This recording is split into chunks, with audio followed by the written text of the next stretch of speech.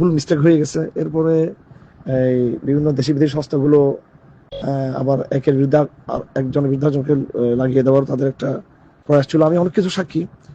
এক্ষেত্রে অনেক অসতর্কতামূলক কাজ জামাত ইসলামের পক্ষ থেকে হয়েছে, আমাদেরও কারো পক্ষ থেকে হয়েছে। সন্তোষজনক বিষয়টি জাস্ট একটা দুর্ঘটনা ছিল, সেটা আমি মনে করি।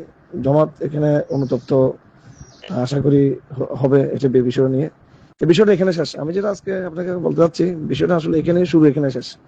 আমার সাথে এরকম জমাতের মতো একটা শহীদ কাফেলা, এটা তো যাই হোক, এটা বিশাল এক ইতিহাস। এগুলো ওনারা ভালো করে জানেন যে কিভাবে আমরা একসাথে সহযুদ্ধের ভূমিকা ছিলাম।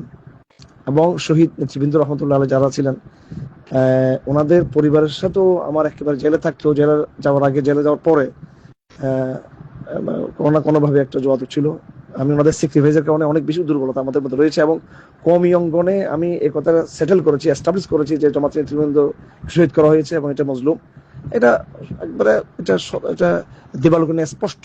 আমি যে নেগেটিভটা জামাতের ব্যাপারে তৈরি করেছি, সালাফি অঙ্গনে, কওমি অঙ্গনে, তবলিগি অঙ্গনে, যারা জামাতের বাইরে যে অঙ্গন, যারা তাদেরকে পথভ্রষ্ট মনে করতো, সেই জায়গায় আমি জামাতের উপর একটা নিরপেক্ষ নেগেটিভ তৈরি করেছি। আমি ইনসাফের একটা নেগেটিভ আমি তৈরি করেছি। সেক্ষেত্রে আমি কি তাদের কিছু বলতে পারবো না? আমি নসিহা স্বরূপ সেটা কি হয়ে যাবে? হয়তো আমার বাসার মধ্যে কোনো হয়তো কঠোরতা থাকতে পারে, সেজন্য আমি এটা আমি নিজে দুঃখিত হব যদি আমার শব্দ, কোনো শব্দ চয়ন করে ভুল থাকে।